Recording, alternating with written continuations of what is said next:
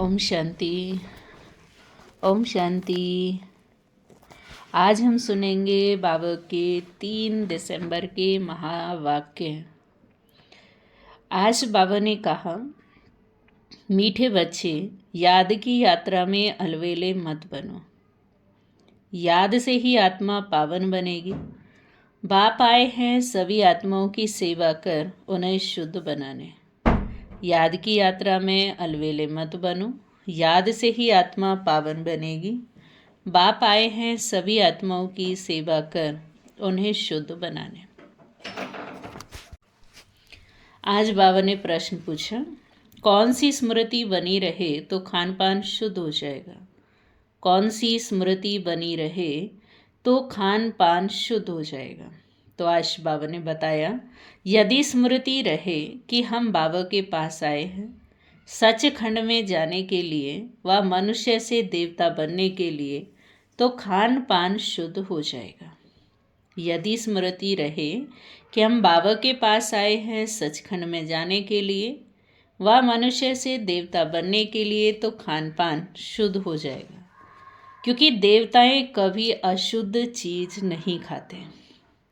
इसलिए आज भी आप देखें, जब मंदिर में देवताओं को भोग लगाते हैं या घर में भोग लगाते हैं तो किसी भी अशुद्ध चीज़ का नहीं लगाते। बड़े प्यार से शुद्ध चीज़ों का प्यार से बना के फिर भोग लगाते हैं। जब हम सत्य बाबा के पास आए हैं सचखंड पावन दुनिया का मालिक बनने, तो पतित अशुद्ध बन नहीं सकते। ओम शांति। रूहानी बाप रूहानी बच्चों से पूछते हैं कि बच्चे, तुम जब यहाँ बैठते हो तो किसको याद करते हो? बाबा ने बच्चों से प्रश्न किया कि बच्चे, जब यहाँ बैठते हो तो किसको याद करते हो? अपने बेहद के बाप को। हम किसको याद करते हैं? अपने परमपिता शिव बाबा को। वह कहाँ हैं? तो उनको पुकारा जाता है कि हे पतित पावन। आजकल सन्यासी भी कहते रहते पतित पावन सीताराम, अर्थात पतितों को पावन बनाने वाले राम आओ। यह तो बच्चे समझते हैं कि पावन दुनिया सतयुग को, पतित दुनिया कलयुग को कहा जाता है। तुम अभी यहाँ बैठे हो कलयुग के अंत में, इसलिए पुकारते हैं कि बाबा आकर हमको पावन बनाओ। हम कौन हैं? हमको पावन बनाओ। तो हम कौन हैं? हम हैं आत्मा। आत्मा को ही पवित्र बनना है। आत्मा पवित्र बनती है तो शरीर भी पवित्र मिलता है। आत्मा के पतित बनने से शरीर भी पतित मिलता है। यह शरीर तो मिट्टी का पुतला है। आत्मा अविनाशी है। आत्मा इन ऑर्गन्स द्वारा कहती है, पुकारती है कि हम बहुत पतित बन गए हैं, हमको आकर पावन बनाओ। बाप पावन बनाते हैं। 5 विकारों रूपी रावण पतित बनाते। बाप ने अभी स्मृति दिलाई है कि हम पावन थे। फिर ऐसे 84 जन्म लेते लेते अभी अंतिम जन्म में है। यह जो मनुष्य सृष्टि रूपी झाड़ है, बाबा कहते मैं इसका बीज रूप हूँ। मुझे बुलाते हैं कि हे परम पिता परमात्मा, ओ गॉड फादर, लिबरेट मी। हे परम पिता परमात्मा, मुझे दुखों से छुड़ाओ। हर एक अपने लिए कहते हैं मुझे छुड़ाओ भी और पंडा बनकर शांति धाम घर में ले चलो। सन्यासी आदि भी कहते हैं स्थायी शांति कैसे मिले? अब शांति धाम तो घर है जहाँ से आत्माएं पाठ बजाने आती है। वहाँ सिर्फ आत्मा ही है, शरीर नहीं। आत्माएं नंगी अर्थात शरीर बिगर रहती है। नंगे का अर्थ यह नहीं है कि कपड़े पहनने बिगर रहना है, नहीं। शरीर बिगर आत्माएं नंगी रहती हैं कि शरीर को वस्त्र भी कहा गया है, लेकिन परम धाम में हम ज्योति बिंदु आत्माएं रहती हैं बिना शरीर के। बाबा कहते बच्चे, तुम आत्माएं वहाँ मूल वतन में बिगर शरीर रहती हो। उसे निराकारी दुनिया कहा जाता है। बच्चों को सीढ़ी पर समझाया गया है कि कैसे हम सीढ़ी नीचे उतरते आए हैं। पूरे 84 जन्म लगे मैक्सिमम, फिर कोई एक जन्म भी लेते हैं। आत्माएं ऊपर से आती ही रहती हैं। अभी बाप कहते मैं आया हूँ पावन बनाने। शिव बाबा ब्रह्मा के द्वारा तुम्हें पढ़ाते हैं। शिव बाबा है आत्माओं का बाप और ब्रह्मा को आदि देव कहते हैं। इससे दादा में बाप कैसे आते हैं यह तुम बच्चे ही जानते हो। बाबा कहते मुझे बुलाते भी हैं कि हे पतित पावन आओ।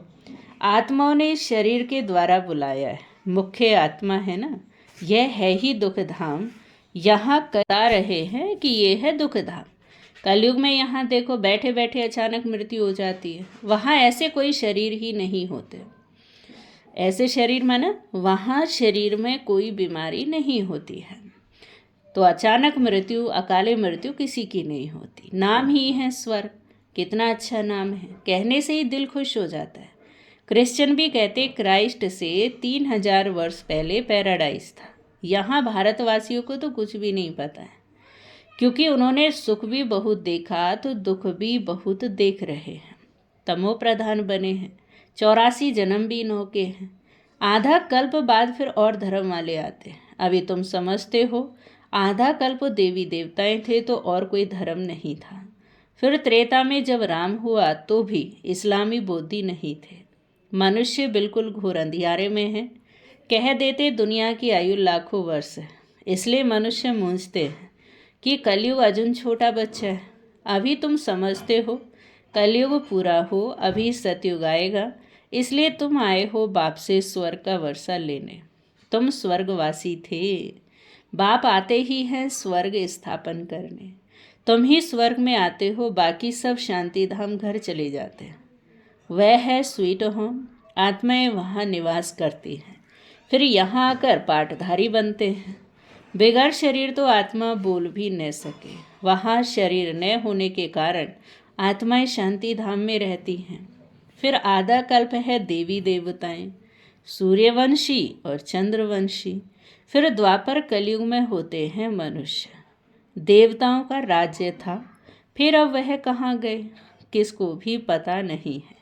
ये नॉलेज अभी तुमको बाप से मिलती है और कोई मनुष्य में यह नॉलेज होती नहीं है, तो बाप ही आकर मनुष्यों को ये नॉलेज देते हैं, जिससे ही मनुष्य से देवता बनते हैं। तुम यहाँ आए ही हो मनुष्य से देवता बनने के लिए। देवताओं का खान पान अशुद्ध नहीं होता, वो कभी बीड़ी सिगरेट आदि नहीं पीते। यहाँ के पतित मनुष्यों की तो बात ही मत पूछो, क्या क्या खाते हैं। अब बाप समझाते, यह भारत पहले सचखंड था तो जरूर सच्चे बाप ने स्थापन किया होगा। बाप को ही तुरुथ कहा जाता है। बाप ही कहते हैं मैं ही इस भारत को सचखंड बनाता हूँ। तुम सच्चे देवताएं कैसे बन सकते हो वह भी तुमको सिखलाता हूँ। कितने बच्चे यहाँ आते हैं, इसलिए मकान आदि बनवाने पड़ते हैं, अंत तक भी बनते रहेंगे, बहुत बनेंगे। मकान खरीद भी करते हैं। किस लिए खरीद करते हैं? ताकि बच्चे जब बाबा के घर में आए तो आराम से रह सके, बाकी विनाश तो होना ही होना है। शिव बाबा ब्रह्मा के द्वारा कार्य करते हैं। ब्रह्मा हो गया सावरा, क्योंकि यह बहुत जन्मों के अंत का जन्म है। यह फिर गोरा बनेगा। कृष्ण का भी चित्र गोरा और सांवरा है ना। म्यूजियम में बड़े बड़े अच्छे चित्र हैं, जिस पर तुम किसको अच्छी रीति समझा सकते हो। यहाँ बाबा म्यूजियम नहीं बनवाते, इसको कहा जाता है टावर ऑफ साइलेंस। तुम जानते हो हम शांति धाम अपने घर जाते हैं, हम वहाँ के रहने वाले हैं। फिर यहाँ आकर शरीर लेकर पाठ बजाते हैं। बच्चों को पहले पहले निश्चय होना चाहिए कि यह कोई साधु संत नहीं पढ़ाते।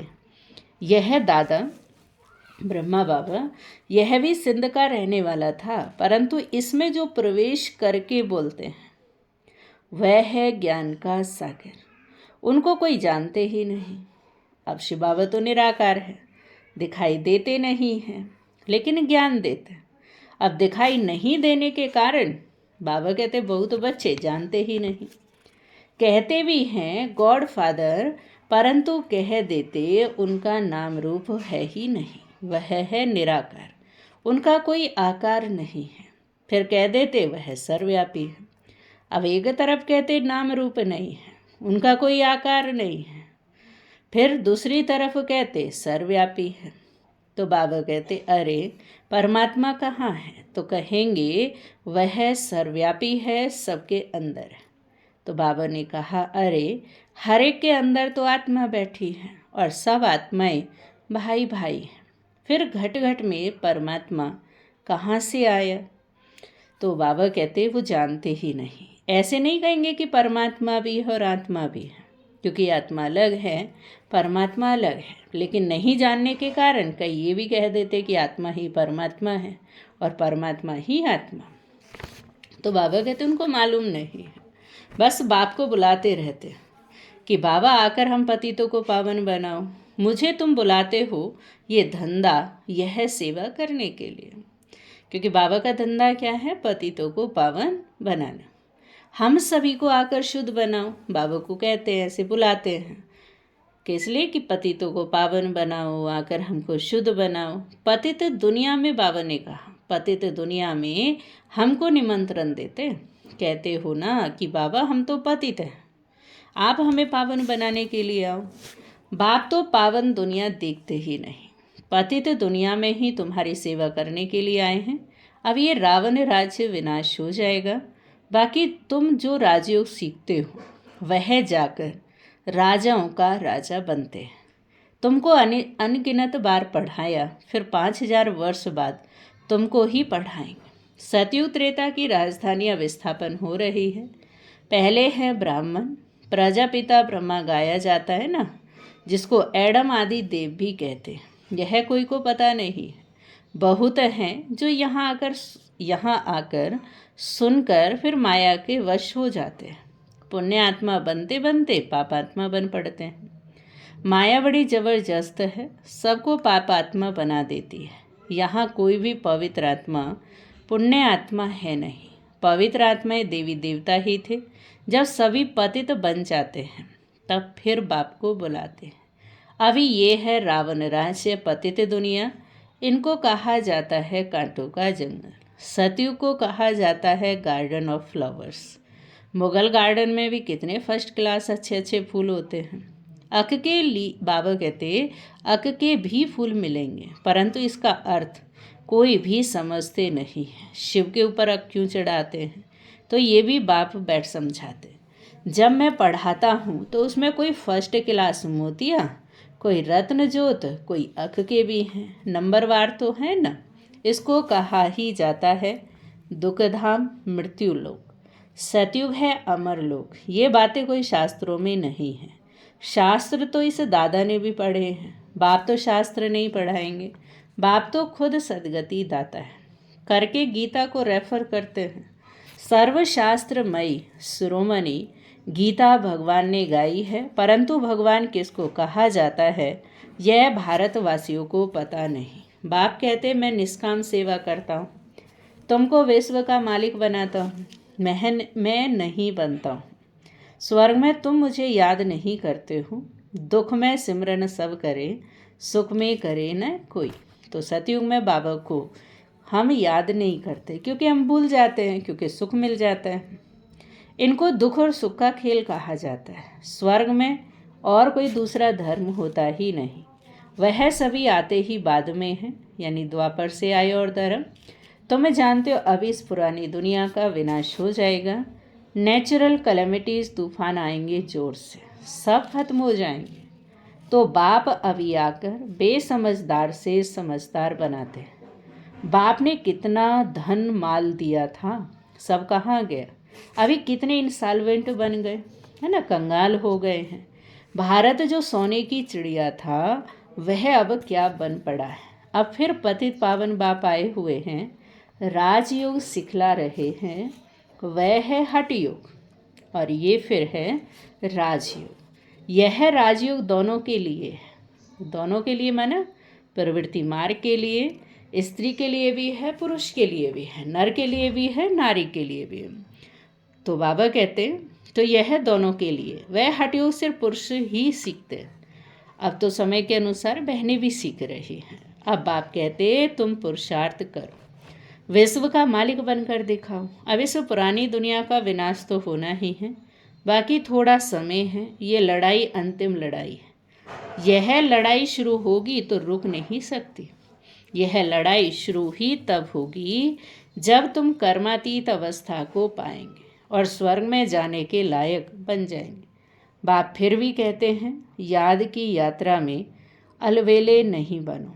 इसमें ही माया विघ्न डालती है, और जब माया विघ्न डालती है तो हम पुरुषार्थ में अलवेले या ढीले हो जाते हैं। फिर बाप की बजाय बातों को भी देखने लगते हैं और इधर उधर की बातों में हम अपने समय को बर्बाद करते हैं। तो बाबा कहते हैं ये अंत समय है, इसलिए अच्छे से पुरुषार्थ करो, कर्मातीत अवस्था को पाओ और फिर हम घर चले जाएंगे। अच्छा, मीठे मीठे सीखी लदे बच्चों प्रति माता पिता बाप दादा का याद प्यार और गुड मॉर्निंग। रूहानी बाप की रूहानी बच्चों को नमस्ते। हम रूहानी बच्चों की रूहानी बाप को नमस्ते नमस्ते नमस्ते। शुक्रिया बाबा, शुक्रिया। अब हम सुनेंगे धारणा के लिए मुख्य सार। पहली पॉइंट है, बाप के द्वारा अच्छी रीति पढ़कर फर्स्ट क्लास फूल बनना है। बाप के द्वारा अच्छी रीति पढ़कर फर्स्ट क्लास फूल बनना है। कांटों के इस जंगल को फूलों का बगीचा बनाने में बाप को पूरी मदद करनी है।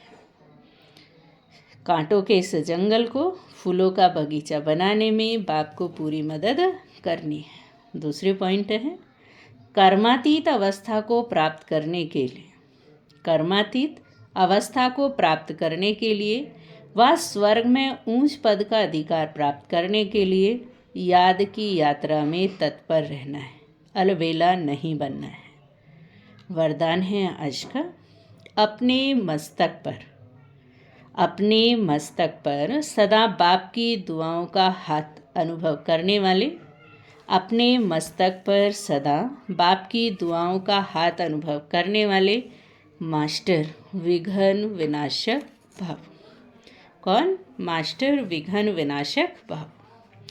गणेश को विघ्न विनाशक भी कहते हैं। विघ्न विनाशक वही बनते जिनमें सर्व शक्तियाँ हैं। सर्व शक्तियों को समय प्रमाण कार्य में लगाओ तो विघ्न ठहर नहीं सकते। कितने भी रूप से माया आए, लेकिन आप नॉलेजफुल बनो।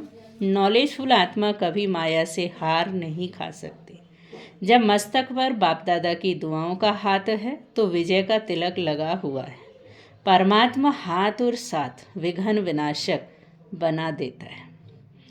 आज का स्लोगन है, स्वयं में गुणों को धारण कर दूसरों को गुण दान करने वाले ही गुण मूर्त हैं। स्वयं में गुणों को धारण कर दूसरों को गुण दान करने वाले ही गुण मूर्त हैं। ओम शांति, ओम शांति, ओम शांति।